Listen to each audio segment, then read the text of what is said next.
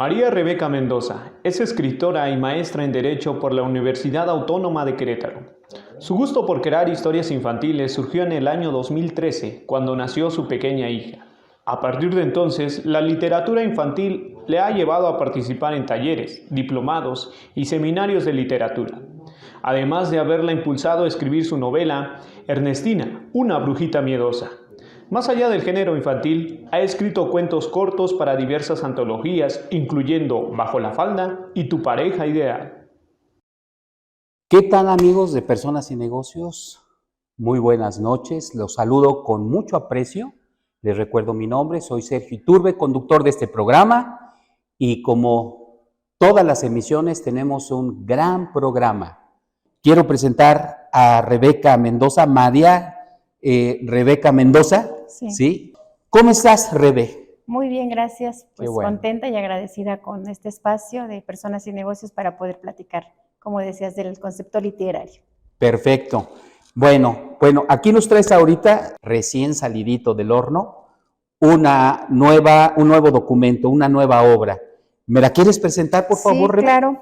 Gracias. Muchas gracias. Gracias a quienes nos están viendo, a quienes están escuchando este programa. Pues bueno, yo como bien decías, hace unos meses estuve aquí presentando mi novela infantil que se llama Ernestina, una brujita miedosa, pero pues el día de hoy les presento la continuación de esta historia de esta brujita que pues ya varios niños o adultos, adolescentes conocen, y el día de hoy estoy presentando la segunda novela de Ernestina, que se llama Ernestina, un sueño hecho realidad, que justo pues acaba de publicarse, se terminó de imprimir en agosto, en este mes que pasó, y pues lo tengo ahorita aquí de novedad. Perfecto, muy bien. Prácticamente pudiéramos considerarlo como la primicia. Claro, sí. Correcto. Oye, y platícanos primeramente la conexión que hay con Ernestina 1 y Ernestina 2, qué género es, qué se puede esperar, la gente menuda principalmente, ¿verdad?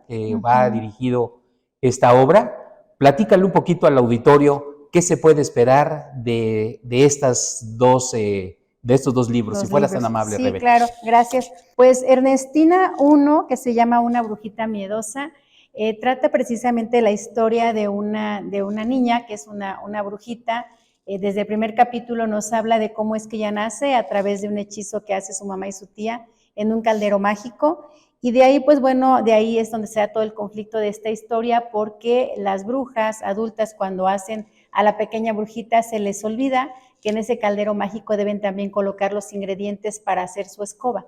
Entonces resulta que en esta historia Ernestina, que además de ser o que siendo una bruja, es una bruja miedosa, pero sobre todo le tiene miedo a su propia escoba. Entonces es todo el conflicto porque pues se les olvidó hacer su escoba junto con ella en el caldero, y pues de ahí resultó que Ernestina no puede tener esa conexión con su escoba. La escoba huye al bosque una noche y la única que puede ir al bosque a recuperar a su escoba es Ernestina, así que Ernestina emprende una aventura en el bosque para localizar a su escoba, y de ahí es donde viene toda la primera historia hasta conocer el desenlace, si ella encuentra o no a su escoba y si le pierde el miedo o no. Esa es la primera. Muy interesante. Esa es la primera. Esa es la primera. No te interrumpo, adelante. Gracias. Okay. Y pues bueno, cuando los niños que leyeron esta primera historia la conocieron, hubo niños que en las presentaciones que he tenido, pues me platicaban que les gustaba mucho, que la han leído hasta 5 veces. Los papás también me dicen, es que ya han leído 5 veces el libro, lo leemos una y otra vez porque les gusta mucho la historia de esta pequeña brujita. Entonces me comenzaban a decir, escribe más historias, queremos saber qué más pasó con esa brujita. Y bueno, ante la exigencia y que efectivamente la historia da para más, pues me dediqué a escribir una segunda parte, una segunda historia de esta pequeña brujita.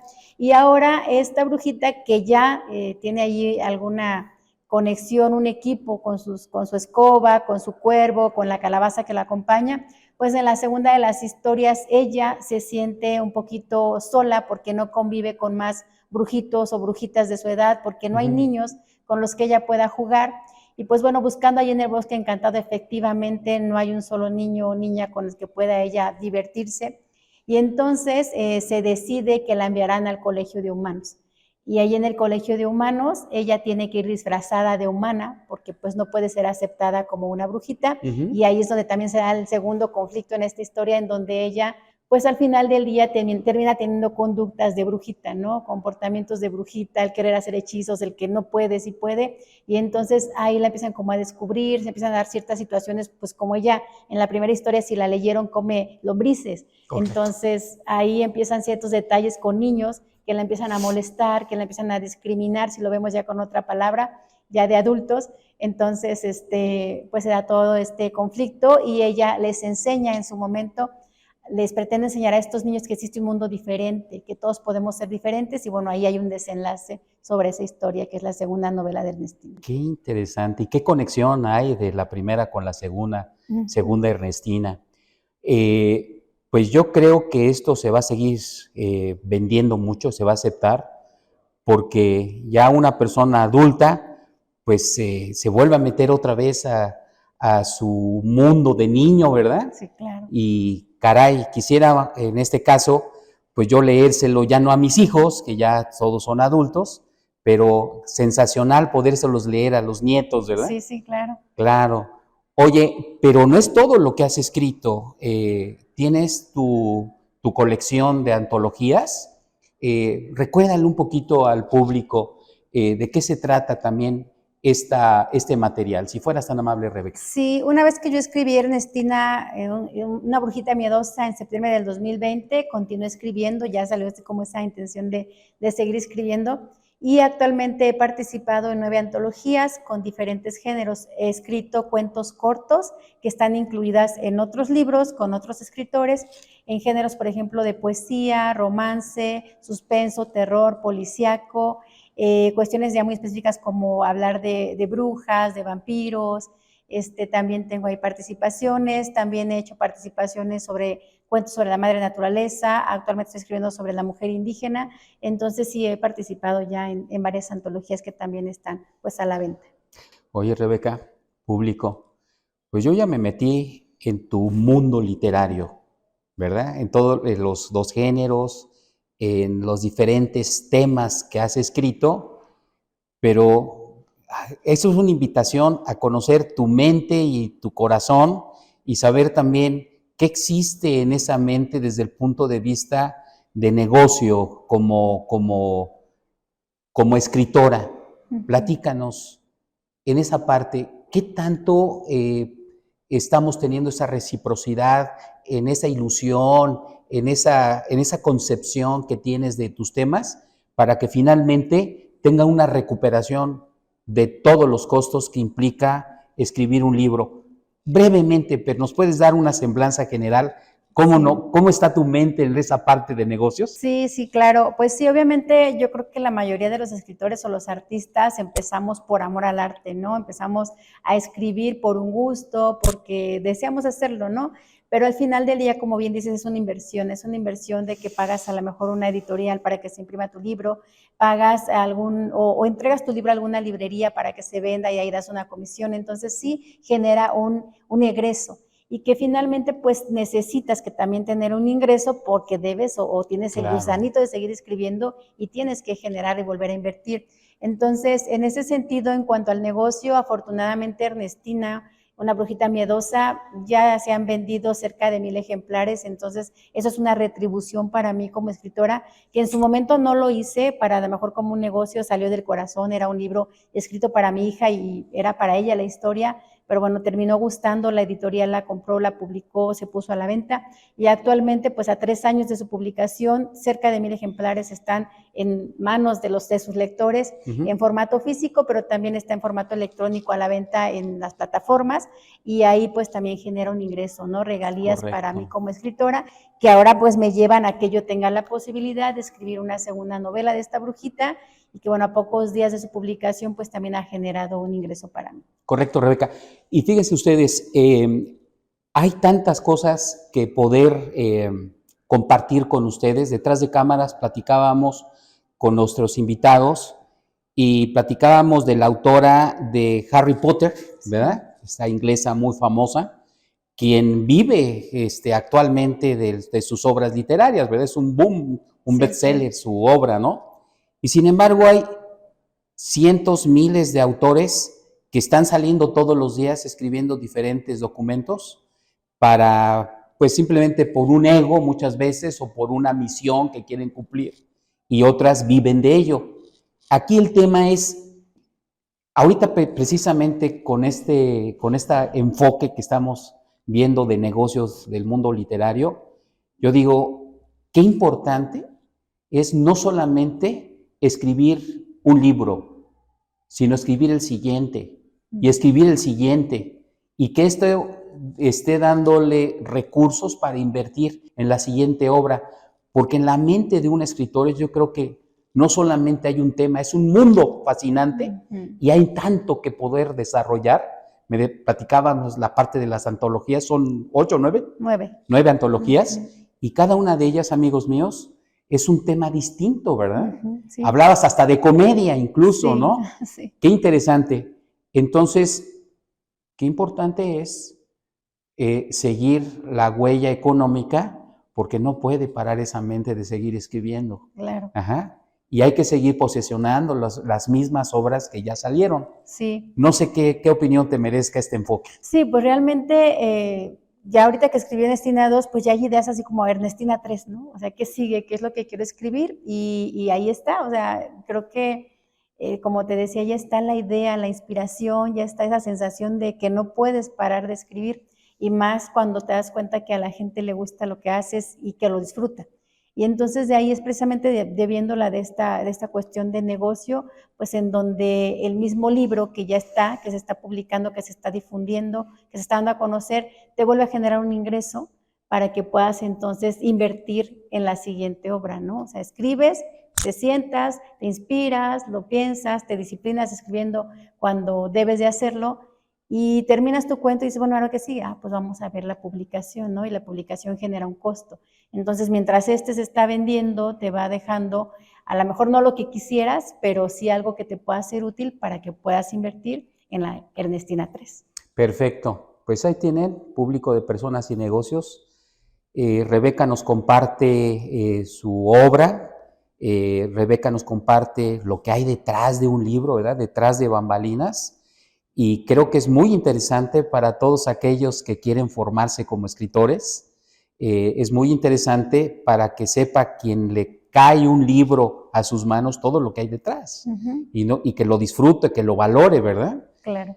Pues Rebeca, te sigo deseando mucho éxito. Yo sé que lo estás logrando y siento que eres una escritora con vocación, y que te va a seguir yendo muy, muy bien. Tú sabes que estas cámaras y estos micrófonos son tuyos y está abierto el espacio para que sigas presentando o posesionando tus obras. Sí, pues agradezco mucho. Muchas gracias, y pues siempre también por el espacio que me proporcionan y por difundir nuestras obras literarias. Muchas gracias, Rebeca. Gracias. No se vaya. Regresamos con una personalidad en la parte de la política. Como decía el extinto Jacob Zabludovsky, no se duerma, dele un codazo a su marida, a su marido, porque lo que viene está sensacional. Regresamos.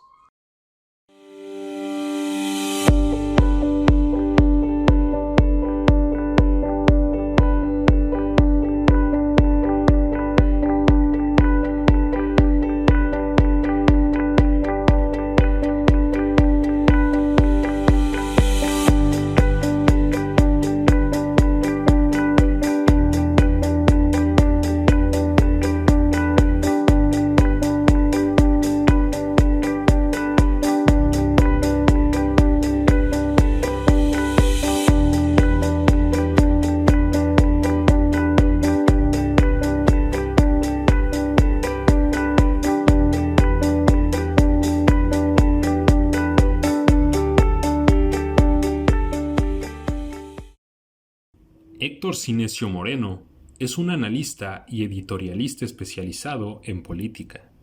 Debido a su enorme conocimiento en materia política, el día de hoy está aquí en Personas y Negocios para darnos su opinión sobre las campañas electorales, mientras seguimos el camino rumbo a las elecciones presidenciales de 2024. Muy bien, pues bueno, ya estamos de regreso, ¿verdad? Después de este breve corte. Ojalá que la entrevista de Rebeca les haya sido de utilidad, sobre todo a los chavos, ¿verdad?, que están en una posibilidad de seguirse formando, que tengan esa inclinación, esa vocación por la escritura. Y pues bueno, ahora estamos con Héctor Sinesio. Yo trato de utilizar nombres cortos, ¿verdad?, para que se posicione bien, se siga posicionando bien en su mercado.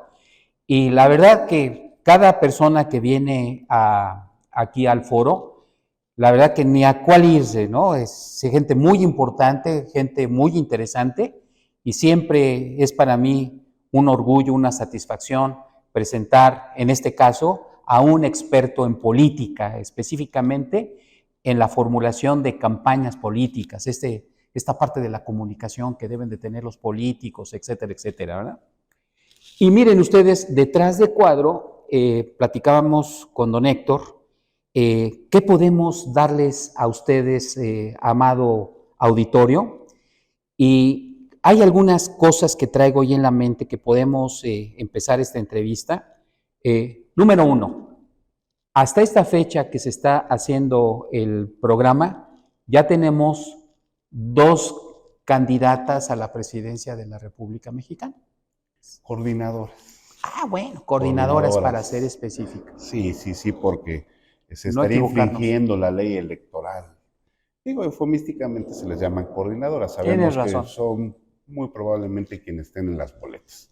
Coordinadoras. Así es. Correcto. Ya tenemos 2 coordinadoras en este corte, que como ustedes saben es Xóchitl Gálvez y Claudia Sheinbaum, que son las personas que tenemos hasta ahorita. Por ahí está cocinándose hasta la fecha en que se está grabando este programa, la posición del señor Marcelo Ebrard, ¿verdad?, que va a quedar. Entonces pudiera ser que son 2, son 3, o a lo mejor hasta más, vayan ustedes a saber. Bueno, hay 2 registros como candidatos independientes, que es Ulises Ruiz, que fue gobernador de Oaxaca, expriista, y el señor Eduardo Verástegui, sí, que cierto. era muy cercano a Ricky Martin, a Pepito Origel, al mundillo del espectáculo, mundo de la farándula, de la década pasada, y que hoy ya es ultra cristiano, cercano a Trump, y que pues va a buscar el 1,000,000 de firmas que pueda respaldar su candidatura.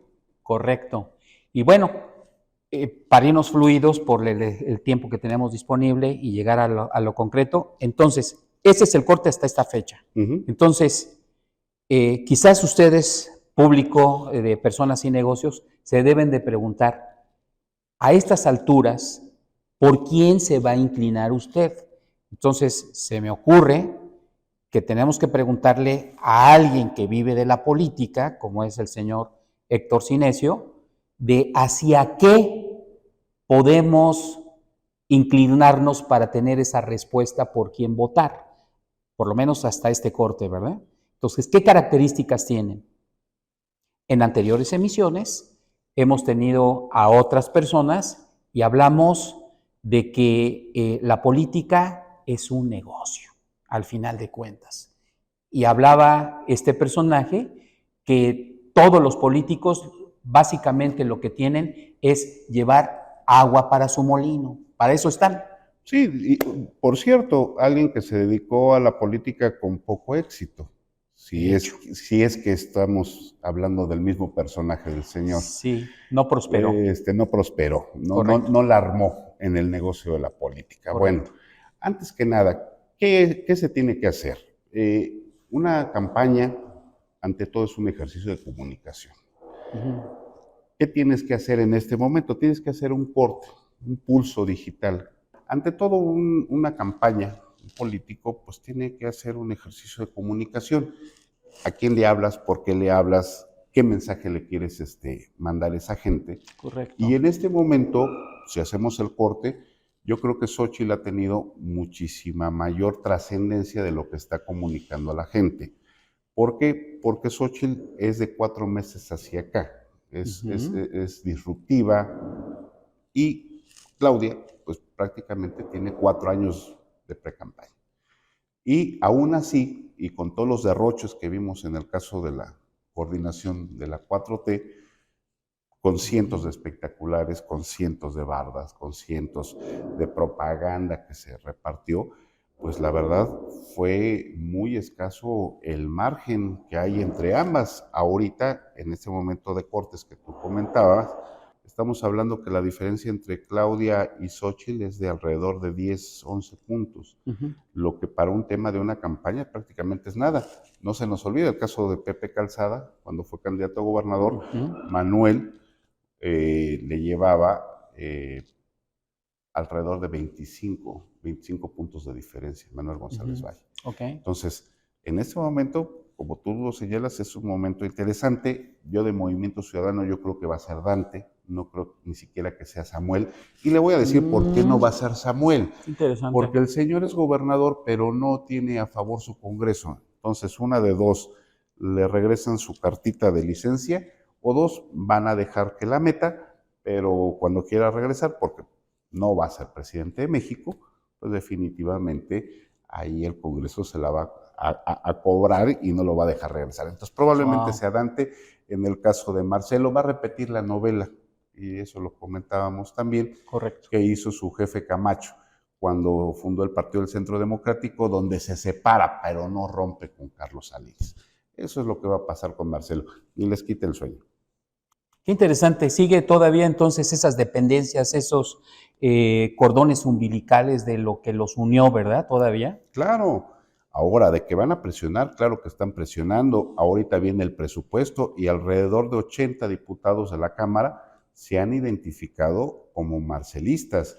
Y si tenemos en cuenta que el bloque opositor ha metido en serios problemas al partido oficial Morena a la hora de las votaciones, porque necesitas en muchas ocasiones 2/3 partes, entonces no saben cómo lograrlas. Entonces imagínate, los van a poner a parir chayotes, literalmente. Correcto. Porque no van a poderla sacar. Entonces, la otra es que si no le contestan, directamente se va al Tribunal Electoral per saltum.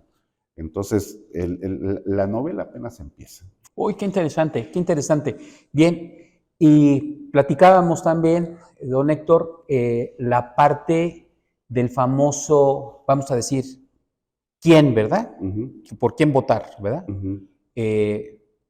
¿Para qué? Pues obviamente ya se sabe. ¿Por qué? Ese es interesante. Y yo creo que hay que ponerle los acentos, salvo tu mejor opinión, al cómo lo van a lograr. Porque qué fácil es prometer, digo, al final de cuentas, ¿no? ¿Cuáles son las obras emblemáticas del gobierno actual? ¿Cuáles van a ser las que siguen? Es de dónde vas a sacar los recursos y para qué. ¿Me puedes aportar algo de esto para el público de Personas y Negocios? Yo creo que siempre es muy complicado. Dice Luhmann que las elecciones son elecciones de Estado y se ganan y pierden desde el ejercicio del poder. Claudia, a final de cuentas, tiene que defender un proyecto. Y eso le va a impedir ser disruptiva o tratar de ser fresca en sus propuestas. ¿Por qué? Porque a final de cuentas, ¿qué te va a decir de seguridad? Tenemos alrededor de 300,000 muertos. Te va a decir, abrazos no balazos, va a continuar. Bueno, coincido con el presidente que hay que atacar las causas y que si nosotros evitamos que los jóvenes no tengan ahí oportunidades, van a llegar.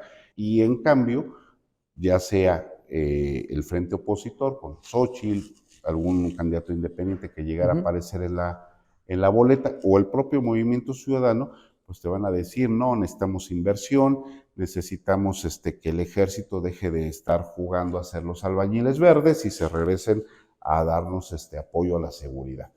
Yo creo que eso va a ser ahorita muy importante. No se puede hablar de propuestas, pero sí es interesante hacia dónde va dirigido.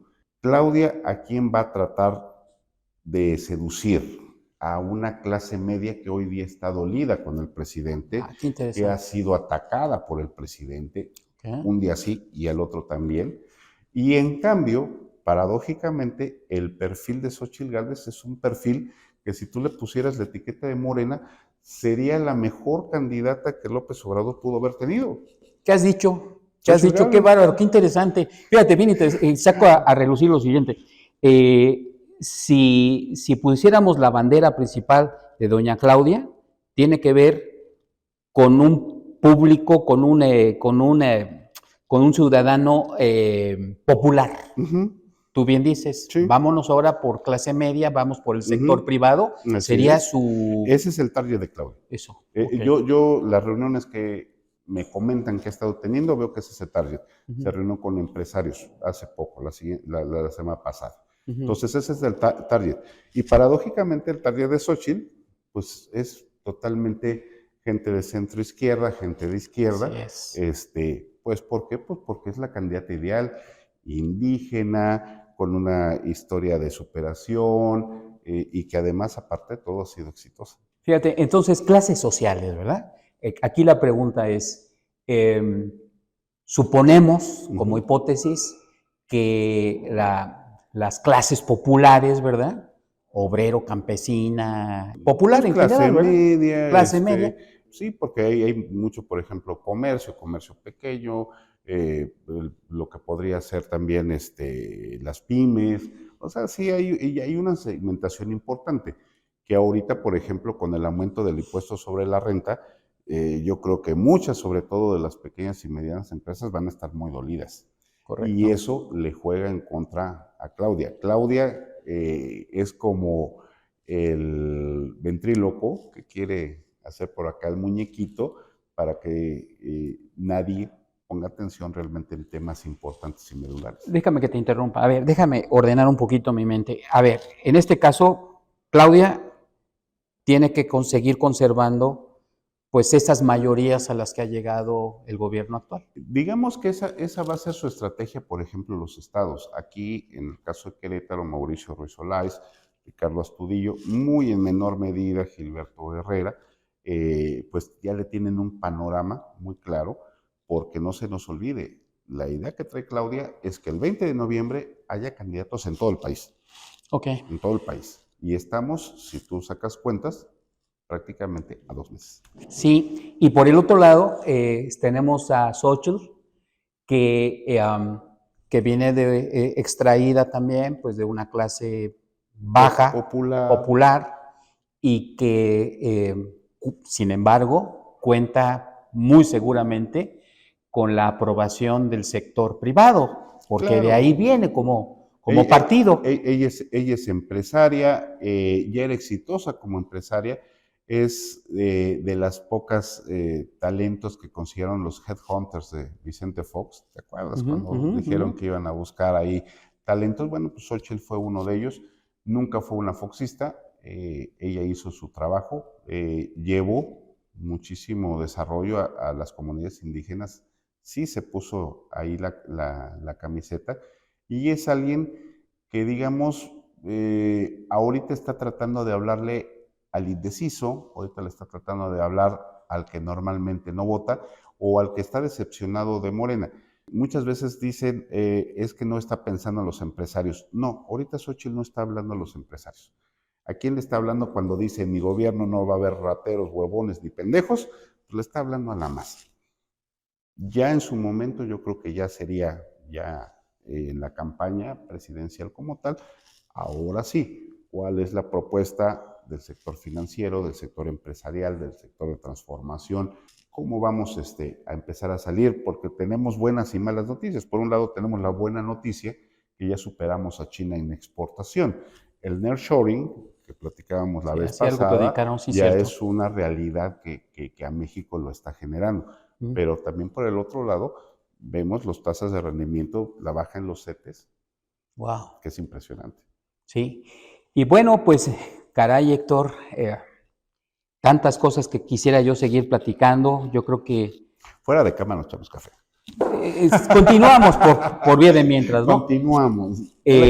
Sí, y sin embargo, para efectos de nuestro público, va a tener que esperarse un poquito más, ¿verdad? Hasta la siguiente fecha donde nos vas a acompañar, pero vamos a dejar ahí pendientes al público de en qué puede ir pensando. Finalmente nosotros somos los que tenemos que ser los perjudicados o beneficiados como pueblo de lo que vayamos a elegir. Lo ideal sería el rational choice, la votación pensada, medicada, cualificable, ponderada, pero sabemos que también el pueblo mexicano es muy de emociones. Ujú. Entonces, yo considero que es de aquí al fin de año, vamos a ver sobre todo muchos mensajes dirigidos al ánimo de los mexicanos. Ese ánimo, en el caso del gobierno, pues para ocultar toda la serie de fracasos desde el sistema de salud y demás, que por cierto, según ya va a inaugurar su superfarmacia, ¿no? Ya vamos a ver botargas ahí del presidente ahora por todos lados. Va a ser como unas farmacias similares, pero peor. Qué barbaridad. ¿Qué tema se queda por ahí pendientes para efectos de ellos? A ver, seguridad o inseguridad, como se quiera llamar. Es correcto. Salud. Salud. Ajá. Sector privado, ¿verdad? Crecimiento. Empleo. Uh-huh. ¿Qué tenemos por ahí también en la gente? La obra pública. La falta de obra pública sería lo correcto. Uh-huh.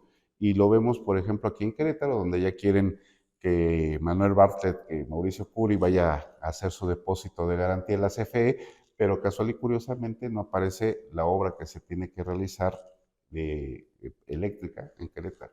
Así es, Héctor. Entonces, Mauricio corre el riesgo de ir a darles el dinero para que financien las campañas de Morena en Querétaro. Abusado, Mau.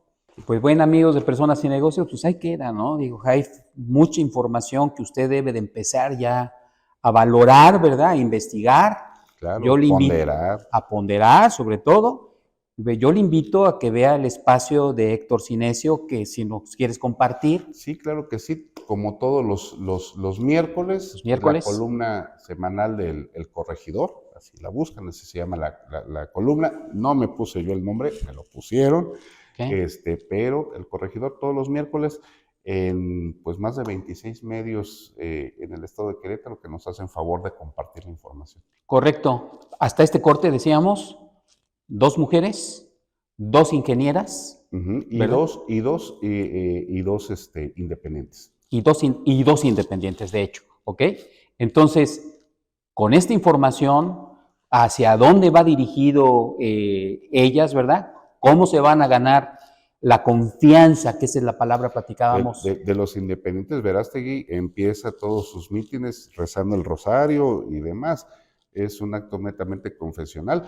En el caso de Ulises, él va a recurrir, no nos olvidemos que en su momento en el PRI fue el coordinador de estructura.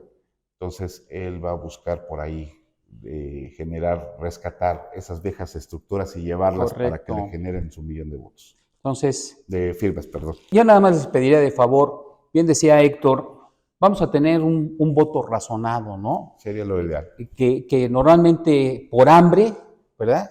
Votamos para la torta, ¿verdad? Para la comida. Votamos con el corazón porque nos late, ¿verdad? Que va por ahí. Votamos con el hígado porque ya me cayó gordo ¿no? Y nos vamos a la oposición.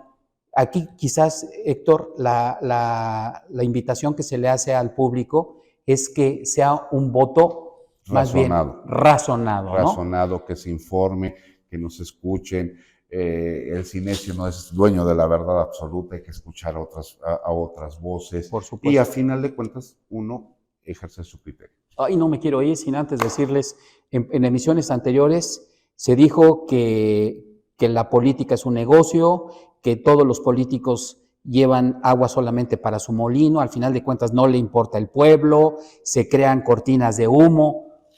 Héctor, por favor, público, ¿sí? Compatriotas, ¿verdad? Por favor, mexicanos y mexicanes. Por favor, pensemos razonadamente quién es el que nos va a representar y démosle ese voto de confianza a esa persona que nos va a llevar 6 años más a lo mismo, al crecimiento de México, ¿verdad? O lo peor, otra vez hacia abajo. La decisión final es de ustedes. Les pido de favor que compartan, que comenten este bonito programa, que les sea de utilidad. Muchas gracias, Héctor. Muchísimas gracias, como siempre, agradecido con tu público y por la invitación. ¿Me ayudas a despedir el programa? ¿Ya sabes? Claro que sí. Hasta la próxima. ¿Sí? ¿Ok? ¿Qué te parece si lo hacemos? ¿A cuál te gusta? Ahí está. Ahí está. A la 1, a las 2 y a las 3. Y ya está. La próxima.